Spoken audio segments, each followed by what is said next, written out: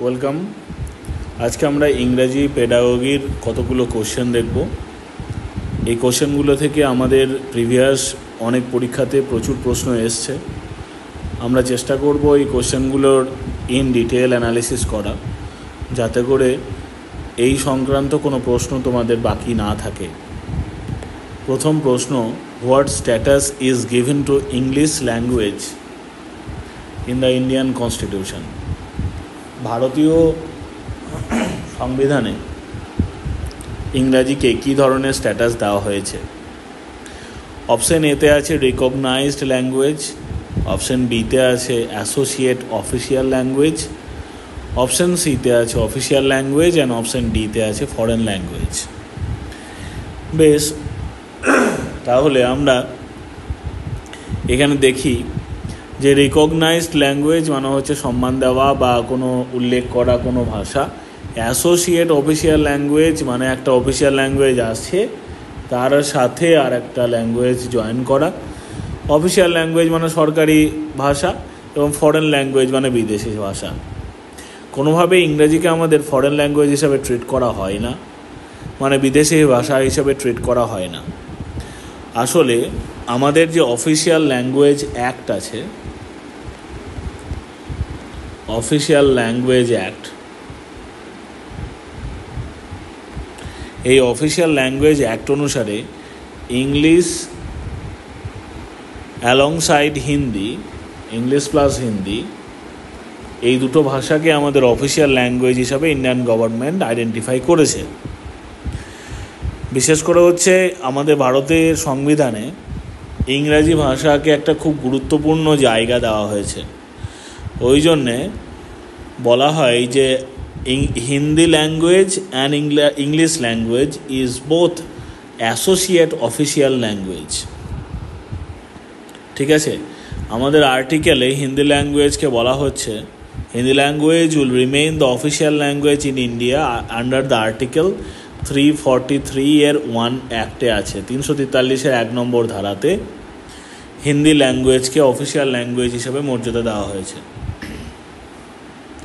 তাই আমরা বলতে পারি যে English language in Indian constitution is recognised as the associate official language, এই অপশান বিটা। নেক্সট,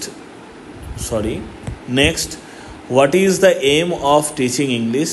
ইংরাজি যে টিচিং, সেই টিচিংয়ের এমটা কি, মানে ইংরাজি শিক্ষা দেওয়ার যে উদ্দেশ্য, সেই উদ্দেশ্যটা কি?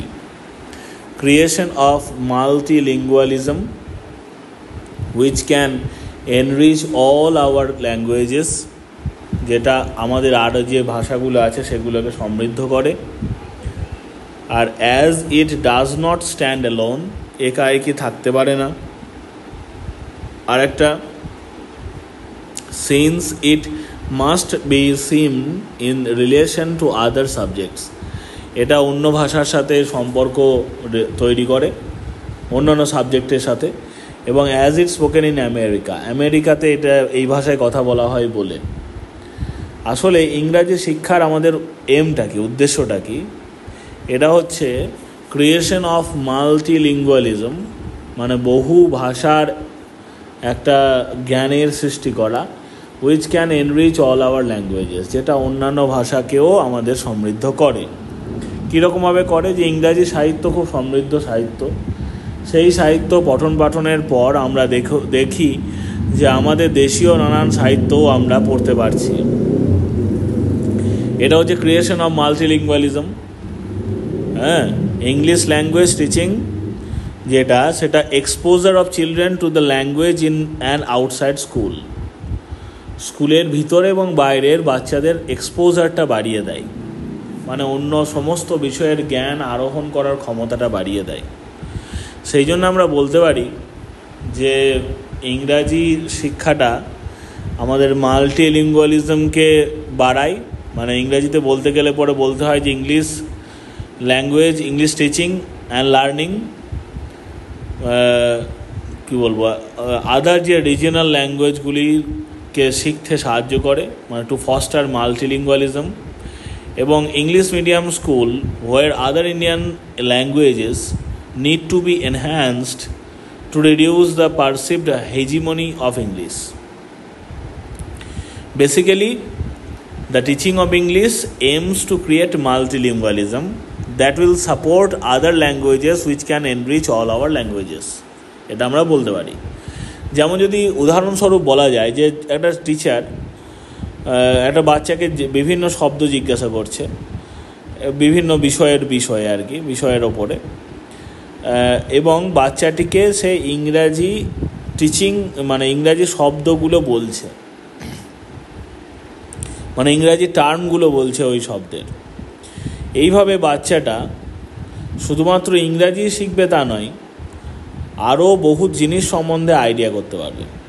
যেমন ধরো আমি বলছি পেন, কলম, যদি আমরা পেন বলি তা ইংরাজিতে এবং কলম বলি বাংলাতে, আর ধরো কেপ বলছে CAP, কেপ হচ্ছে ফ্রেঞ্চ শব্দ, ফ্রেঞ্চে ধরো ক্যাপকে কেপ বলছি, ক্যাপকে আমরা কেপ বলছি, আবার ইংরাজিতে ক্যাপ হচ্ছে ইংলিশ, কেপ হচ্ছে ফ্রেঞ্চ, আর হিন্দিতে হচ্ছে টোপি ধরো, আর বাংলাতে হচ্ছে টুপি। তাহলে এই যে শব্দগুলি আমরা বলছি এর মাধ্যমে বাচ্চাটা টুপি সম্বন্ধে তো জানছেই, অ্যাজ ওয়েল অ্যাজ অনেকগুলো ভাষা সম্বন্ধে জানছে। সেই ভাষার নানান রকমের গুরুত্ব আর কি, সেগুলো আমরা ইংরাজির মাধ্যমেই ডিকোড করতে পারি। এরপর the aim of teaching English language is to acquire knowledge of dash. ইংরাজি শিক্ষার যে লক্ষ্যটা, কি অর্জন করা, কি ভাষা অর্জন করা, না গ্রামার অর্জন করা, না শব্দ এবং ফ্রেজ অর্জন করা, মানে অর্জন করা, না বাক্য অর্জন করা, না ল্যাঙ্গুয়েজ স্কিল অর্জন করা। দেখো এখনকার বর্তমান পরিস্থিতিতে ইংরাজি হচ্ছে সেকেন্ড ল্যাঙ্গুয়েজ অফ ইন্ডিয়া, যে কোনো জায়গাতে সেকেন্ড ল্যাঙ্গুয়েজ হচ্ছে ইংরাজি, এবং ইংরাজিকে বলা হয় universal standard language, universal and standard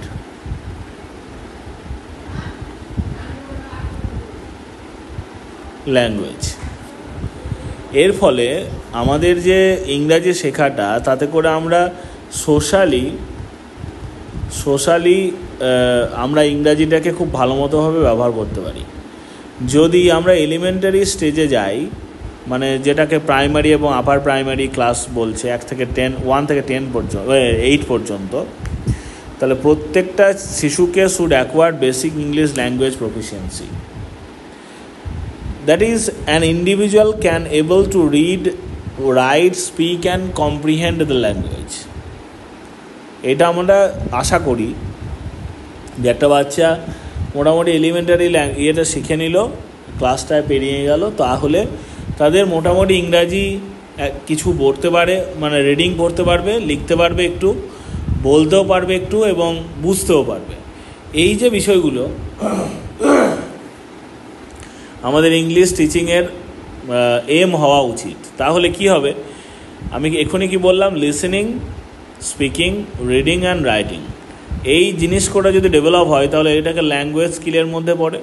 আমরা চাই যে ইংরাজি শিখিয়ে আমাদের ওইটুকু অন্তত অর্জন হোক, সেই জন্য তাহলে অপশান ডি উত্তর হবে এখানে, যে এম অফ টিচিং ইংলিশ হচ্ছে ল্যাঙ্গুয়েজ স্কিল অ্যাকোয়ার করা। Question number 4, English is the link language. ইংরাজি হচ্ছে একটা যোগাযোগকারী ভাষা ইন ইন্ডিয়া, ভারতে। কেন? কারণটা কি? ইংরাজি স্কুলে পড়ানো হয় বলে, না অনেক বই, জার্নাল